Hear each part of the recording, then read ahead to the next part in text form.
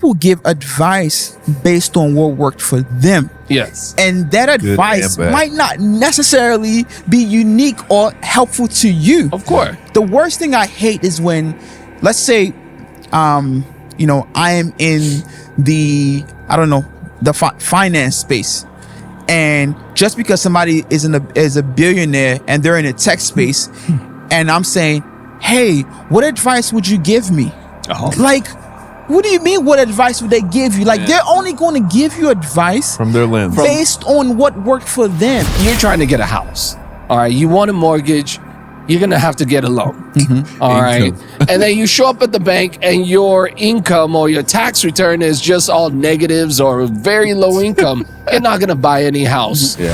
It's cute. Just do it by yourself somewhere in the club. You know what I'm saying? Like 50 Cent said, if you meant that, if that is your passion and it's not moving units, then make that mixtape and listen to it in your closet.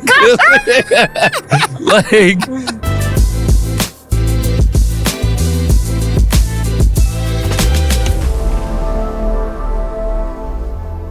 what's going on, beautiful people? Welcome to another episode of Beyond the Grind. BTG. Hey, if this is your first time tuning in, welcome. And please don't forget to smash that like button so that you don't miss out on any of our future content. Our podcast is about business and lifestyle. So if that sounds like something that you're interested in, please make sure to like, share, and subscribe. My name is Kay. I'm Alan. And I'm Tosin. All right, so today we're going to have a very, very interesting conversation because you guys know that I'm a firm believer that, you know, it's not everybody that you should be listening to when it comes to advice. Because not everybody's advice is tailor-made for you. That's hurt my head already. So I woke up this morning and I was reading an article on CNBC, right? And I found that to be very interesting, right? I wanted to read it to you guys. It says that worst career advice billionaires give is written by Give or get?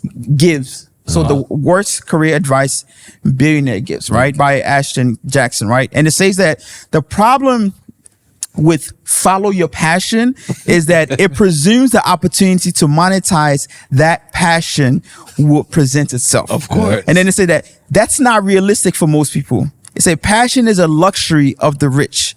It's usually the output of being great at something, not the input. Then it goes on to say that most people would be better off focusing on being skilled and valuable in the areas where the market has demand. And then it says that passion tends to follow competence, not the other way around. That sounds like basically they're saying Eastern beliefs versus Western beliefs. That's literally what it is. I found that article to be quite interesting. So I wanted to you know what? Let me just throw it to you guys. What do you guys think about that? Do you guys agree? Do you disagree? What are your thoughts on that? I agree 100% in the sense that your passion, I mean, if you're like, your passion is some, I don't want to say stupid, but you know, like there's no such as stupid, right? It just, it has to be. So let me rephrase that. Your passion could be something stupid in this time, but it has to be the timing, right? We could have said gaming, oh, that's stupid, when you were a kid, right? Look at all these live streamers. Yeah, live streamers and all that stuff. Yeah, so it's a timing. So if your passion was when you were a kid, it is stupid because it didn't work then. We didn't have the tools or technology to utilize and optimize that. Unless you were just gonna create all the infrastructure we needed, you know, that. So if you're in the 70s and that was your passion, it might not have worked. So it's not stupid. It's just, you have to evaluate the tools and the opportunities at hand. And if your passion doesn't align into any of those and the opportunity cost to create the tools necessary for that, you know, is too much. And it doesn't make sense. It's cute. Just do it by yourself somewhere in the club. You know what I'm saying? Like 50 Cent said, if you meant that, if that is your passion and it's not moving units, then make that mixtape and listen to it in your closet. Like, you know, it doesn't matter about passion if it is not materialized into something. Okay, what are your thoughts? I'm a firm believer in that statement. You know, I get videos sent to me by clients, especially when it comes to taxes. Taxes. My goodness. Talk about taxes. So let me give you an example. They'll say, hey, I don't want to pay taxes like XYZ. You know, they Bezos didn't pay any tax. I sent you that. I sent you that. Oh, no. I didn't want to mention any names. You know, XYZ. And there's so many people out there, you know, they just list them. And I'm like, wait, hold up. You know, this person that you're telling me doesn't pay any taxes, that's awesome for them. I'm happy for them. But you, my brother, you, my sister, you needs to pay something. Yeah. And I always break it down like, yo, let me say, like, you're trying to get a house. All right. You want a mortgage. You're going to have to get a loan. All right. And then you show up at the bank and your income or your tax return is just all negatives or very low income. You're not going to buy any house. Yeah. All right. Yeah. I told them that, hey, you know what? You're not going to be able to buy a house because you have to leverage your income to get financing. Yeah. The people that you are shouting about that, they don't pay any taxes. They leverage assets to get financing. Yeah. Sir, ma'am, do you have any free and clear hundreds of millions of dollars of assets somewhere that the bank can hold? If not, please don't listen to some shares and preferred stocks, preferred stocks, whatever, right? So that advice that people are getting or just listening to, or people are just ranting about, you know, you have to really figure out, like, you know, does it really apply to me? Yes, it sounds good, but does it apply to me? And that's the thing. That's the thing that I really want to own in on, is that people give advice based on what worked for them. Yes. And that advice might not necessarily be unique or helpful to you. Of course. The worst thing I hate is when, let's say, you know, I am in the, I don't know, the finance space. And just because somebody is is a billionaire and they're in a tech space, and I'm saying, hey, what advice would you give me? Like, what do you mean? What advice would they give you? Like, they're only going to give you advice from their lens, based on what worked for them, right? And you're not, like, we're in two totally different fields. Let me just interject to drive home another pain point. I'm watching certain sports shows or whatever, and they bring on some hip hop artists or R&B artists or whatever genre, pick a genre. They're like, let's see what you have to say about who's going to the Super Bowl and his skills. I'm like, I don't want to hear what he got to say. He ain't never played a game. Like, get that dude off. Like, you know, that really is a pet peeve on my, when they assume like that I want to know what, you know, this person who sold out this concert thinks are the key to win the Super Bowl or win whatever game, or their top 5, and that's who I should draft because of this. I'm like, how did he get on here? Like, but you know, I segue. So continue. I just have to mention that point. And so, you know, in the, you know, the thought process of asking a billionaire or somebody who was just really, really successful. Yeah. Another thing people don't realize is, like, if you're speaking to somebody who's successful, what you don't realize is that they're packaging their story, of course, in one sentence, in a way that negates the fact that you know, there's timing that you have to take account for. Timing is bigger than, you know, sacrifice. There's a sacrifice. We talked about that. There's resources that they had, you know, that you might not necessarily have. There's so many things that they negate, you know. Even luck, because some of these people got lucky. I love when I'm watching interviews and somebody says, "Hey, I just got lucky, man." I love when they tell the truth. Like, okay, so luck will get you in the door, right? Of course, and then you gotta do something, or you're gonna fall off. Like, of course. Ashton said, you know, I was just eating a burger, and they're like, "That was it." He was like, Yeah, I totally wasn't doing anything special. I was just minding my own business and somebody found me. And I appreciate that. I appreciate that. There was a interview with Shaq, and you know, anybody who knows Shaq, he's probably worth like almost $500 million right now. If not more, he's invested in so many different companies and franchises, right? He gave away a lot. And they said, you know, they say Shaq, like, what's your investment strategy? Like, how did you end up here? He said, I was at a hotel and I was sitting there at the bar, and he said he heard a couple of white boys talking, right? That's what he said. About a business idea. And he said that, hey, this thing is going to go public soon, da da da. And he said he got curious and he said, hey, what are y'all talking about? He said, we're talking about Google. He said, this is what it's going to do. It's going to change the way people get information. We're not going to be using encyclopedia anymore. He's like, yeah, I want to get in on that. How do I get in on that? And then he said all he did was just invested 100,000, or don't quote me on that, however amount, but it was a very small amount. And when Google went public, right, it was a very small amount to him.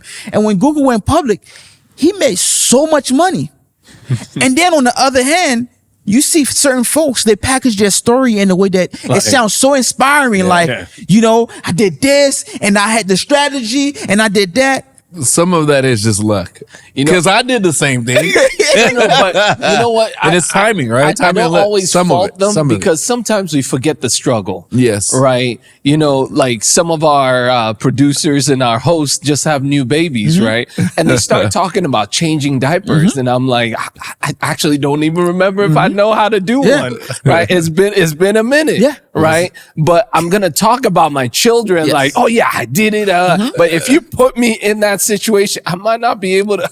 I might not be able to. So it might not be their fault that they're packaging it that way. They just but forgot you have to make sure to listen and pick out the things that will apply to you, or just drop it all and say, hey, that was a great conversation. I appreciate you. If you want to drop $1 million, here's my bank account. I mean, it's like that thing that I saw. There was like, I don't know why people don't make a lot of money every year. Is that, you just get on social media? Yeah, you just get $100 million.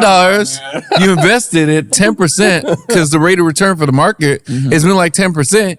You got 10 million a year. I don't know why. I don't like you lost me at step one. How did you get step one? Where's the 100 mil? He said. Oh, 100 mil. I was like, you lost me at step one. They forgot. You even said 100K. I don't understand how it's so hard. Just get the 100 mil. Like, even me as an advisor. Oh my goodness. When I'm advising folks, I let them know, like, you can do everything right, and my advice might still not be optimal for you. Yeah. Like, I remember when I was raising money, I go on about how I've raised millions, but around the time when I raised money, money was cheap back then. It was around during COVID time when they were looking for investment. They were looking for investment. You get a car. PPP, was it PP? PPP loan. Like, they were giving out money. Interest rate was at all-time low. Like, people had excess money, right? The same strategy that I implemented back then, I could implement that same strategy now. And it might not work, because the reality is that, timing. I heard somebody this morning, he said that, no matter how great of a real estate agent you are, you can have so much success, but it could be because interest rates are low. Yeah. And then now the interest rate is high. More you can implement those same strategies, the marketing, right pricing strategy, everything. But there are still external factors that is always going to impact your ability. People don't always tell you that, though. They don't. So I was also, to piggyback, I was watching someone who was talking about, like, he looked at a house, it was like $790K, and he said, this is a nice house. Like, look at it. 4 bedrooms, 3 baths, this, that, and another. He said, obviously, this isn't a house I can afford right now at 31 years of age. That's my later on house. And he was like, but look at this. He was like, in the comments, I see all of you guys are saying that's a good price for that house. And he was like, just 4 years ago, this house was in my price range.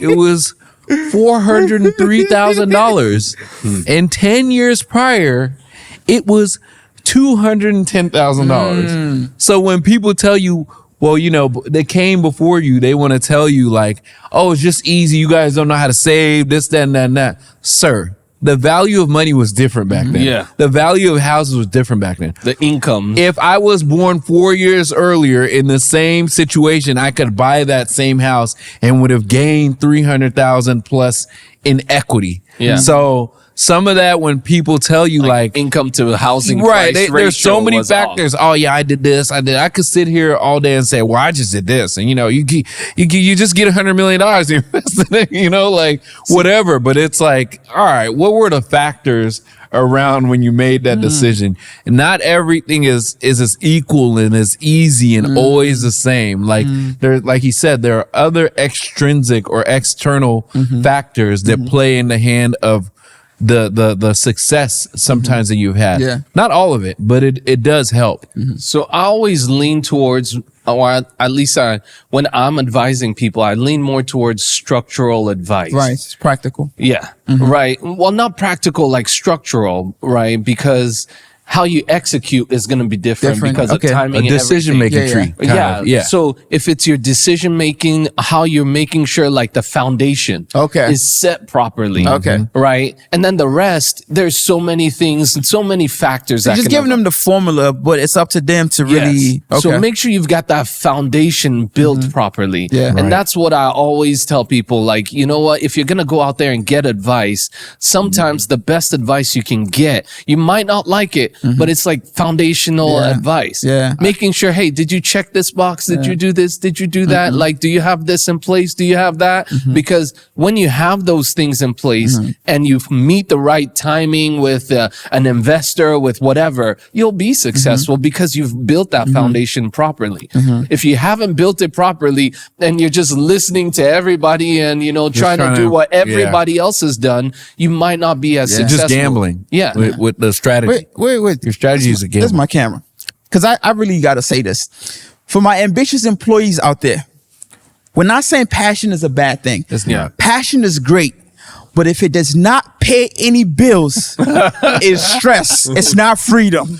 Because a billionaire saying, follow your passion is a bunch of BS. Yeah. Without context, right? Even with context. With context. Unless you're Well, passionate, you gotta make you money. quantify it, right? Qualify. Well, because follow your passion if it has utility and you can make something out of it. Remember the article. If you can't, remember the article says pointless. follow your passion is for people that have already made it. Yes. Meaning that at this point, whether it makes money or doesn't make money, you're good. I guess what I'm trying to say is follow your passion if you can get somewhere with it. Like there's opportunities. Because your passion might be something that is successful. Follow your passion if it makes money. Yes.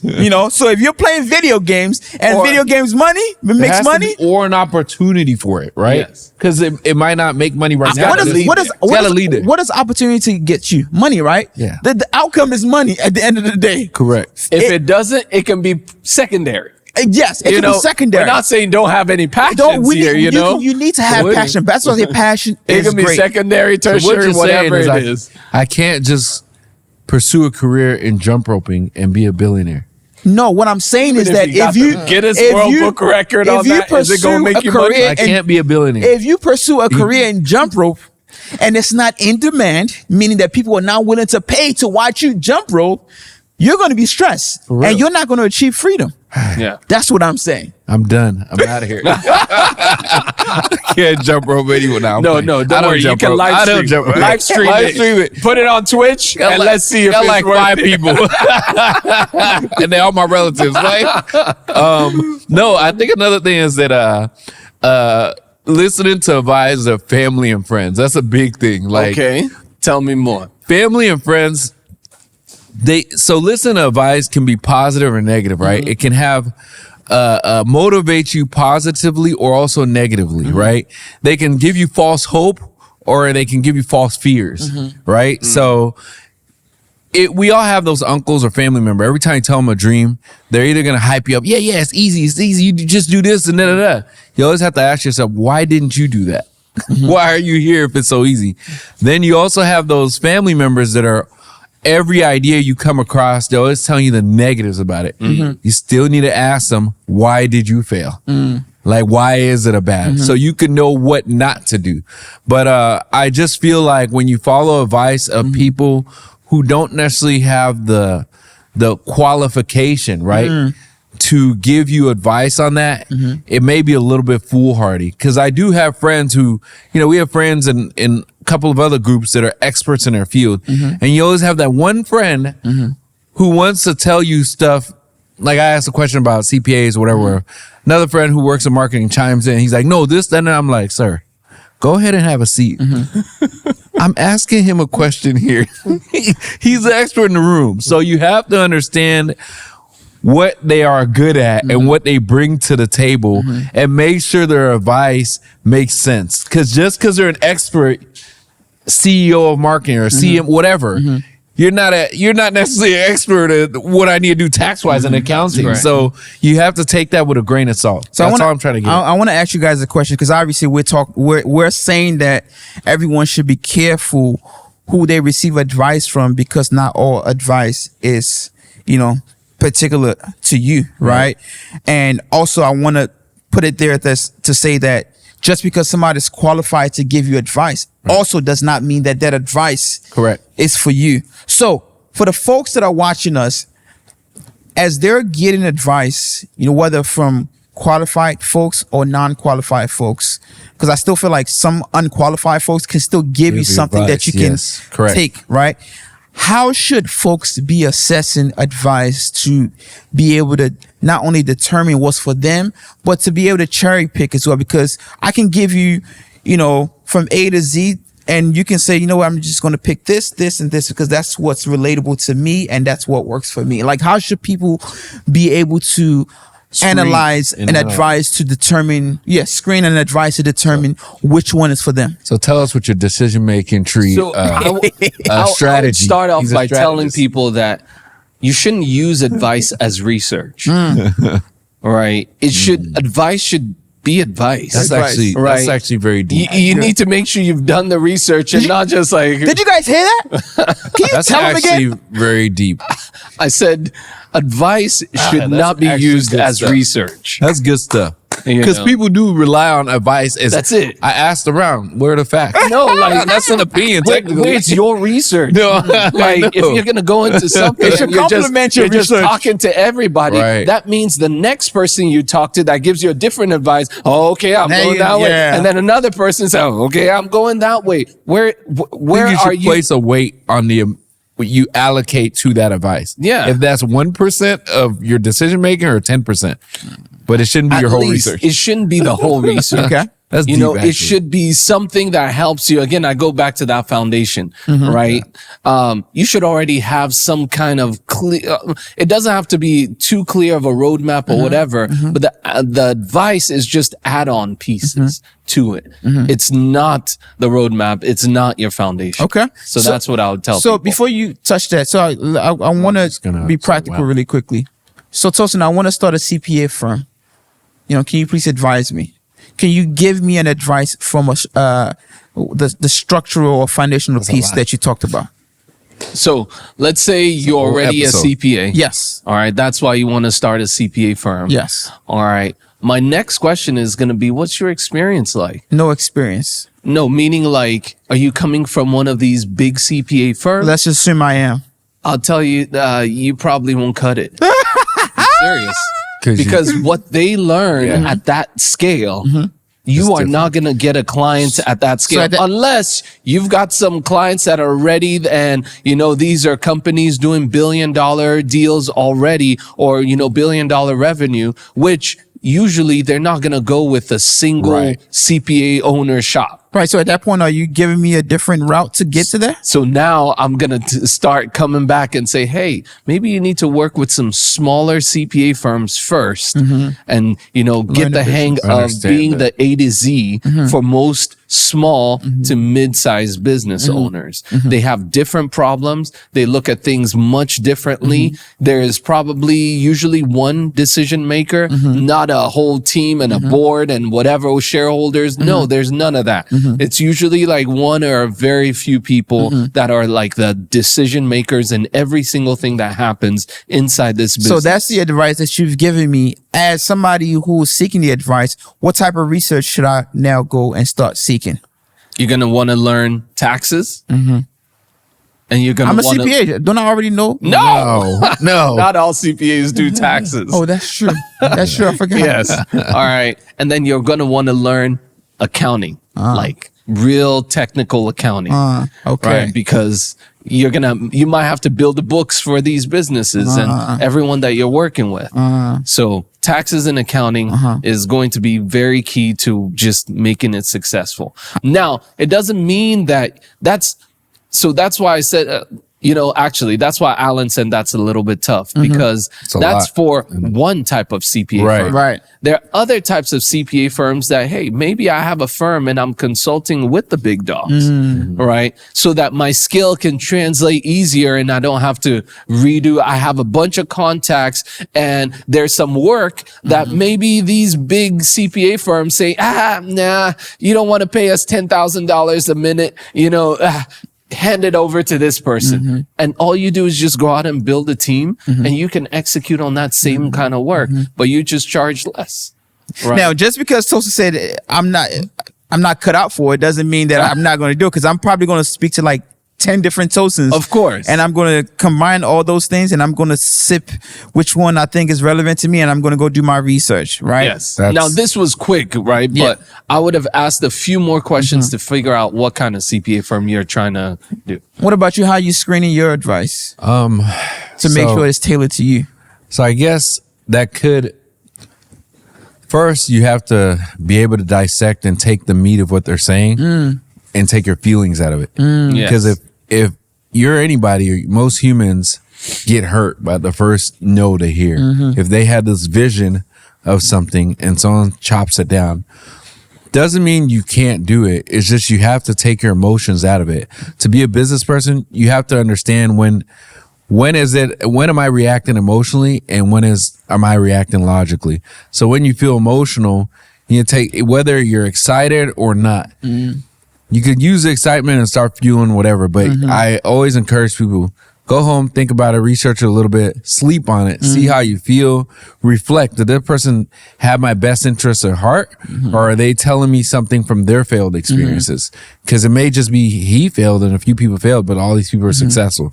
So then I would go back and ask other people. And every opinion I get from anybody, because again, I'm numbers and factual in my the way just my mind has to seek the not just the opinion but the fact. Right. I would go research the ones that I'm like, okay, this is what I want to do. He's giving me this advice. He's giving me this advice.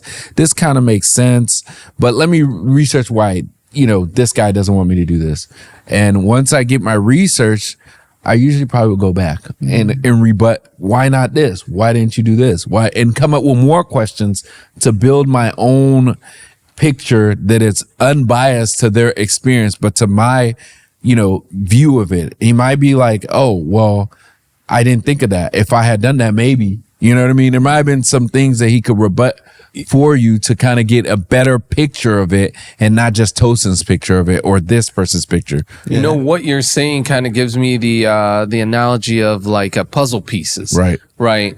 I'm saying, or what we're saying, like the research is you building the frame, the frame. Right. You got to build the frame first. You can't use people's advice to build a frame. Now, people's advice help you fill out the picture, but you've got to have the frame first. By researching, we mean go look up, read, understand, come back with the information, digest it, maybe have more questions, and it's kind of like you're in school. You got homework. And even if I think you can talk to people as research, don't ask for advice. Right. Talk to them like you're doing research. It's a little different than, hey, I want to open up a CPA firm. How do I do it? Right. But the research can be, hey, I read about this. Yeah, I want to open up a CPA firm, and I really want to focus on this. I was looking at, this is like, what's your experience in that? Yeah. So you're asking them a pinpoint question, which becomes more of research rather than asking for advice. What do you know about this? How do I do this? How do I make $1 million? Do you know what the first step I should do to do this, given that I want to get to here? Yes. So. I liked, man, you guys gave some really, really good points. The one thing that we didn't touch on yet is sometimes the best advice are the one that you ignore. And let me tell you what I mean by that. It takes time for you to realize that was a good advice. Because I remember when my wife and I, when we got married, she came in And obviously, she's still trying to understand the American system. She, moved here from London, and everybody that she spoke to, they was like, "Oh yeah, you got to go get those group home jobs, those nanny jobs where, this is where you got to start from, and you got to like work your way up." And everybody was like, "Hey, when I came into this country, this is what I had to do." And she was like, "Nah, I'm not going to do that." And then from one thing to another, she started to take some tech courses, and then she got her certification as a Scrum Master. She, took courses here and there, and by the time you know it, she got a 6-figure job. So sometimes there's some advice that are going to kill your big dreams. So it's not everybody's advice, because I'm not going to lie to you. I feel like sometimes some of the people that love you the most are the ones to give you the worst advice. That's why I said family, right? Because they're only speaking from their own lens, their own perspective And experience. If I love you, I'm going to give you, especially if I'm not an expert advisor, I'm going to give you advice on my cultural lens, my personal frame experience, it so you understand. And I'm not going to be like, most time people don't say, "Hey, but this is what worked for me. You need to go figure out what works for you." I think the framing of it. So I think with the whole advice thing, there's two ways to look at it. You can have the good side and you can have the bad side. Some advice, you screen and you take what's good for you. And some advice, you take the whole thing because this person actually knows what they're talking about. And then some advice, you just don't listen to it at all. And you still go do what you need to do to make sure that you accomplish, your dream or whatever you're trying to do. So I'm gonna give it to you. Well, no, there's some advice. I wanted to wrap it up with one more. There's some advice of people that are gonna give you money. You need to listen to them. If your investor says do this, that might be one that you want to listen to. Okay. Yeah, for sure. All right. Close it out, Alan. Yeah, thank you for watching another episode of Beyond the Grind. Our episode today, if you like what you're heard today, go ahead and subscribe, follow, share it with other people, because this is for the dreamers who execute, the leaders who fail forward, and for all these employees on a mission. So go ahead and grind smart, lead bold, live well, go beyond the grind. You can follow us. Where can you follow us? They can find us on gobeyondthegrind.com. Yeah. Y'all go beyond the grind. All right. And drop a comment, man. We want to hear from you guys. Till next time. Peace.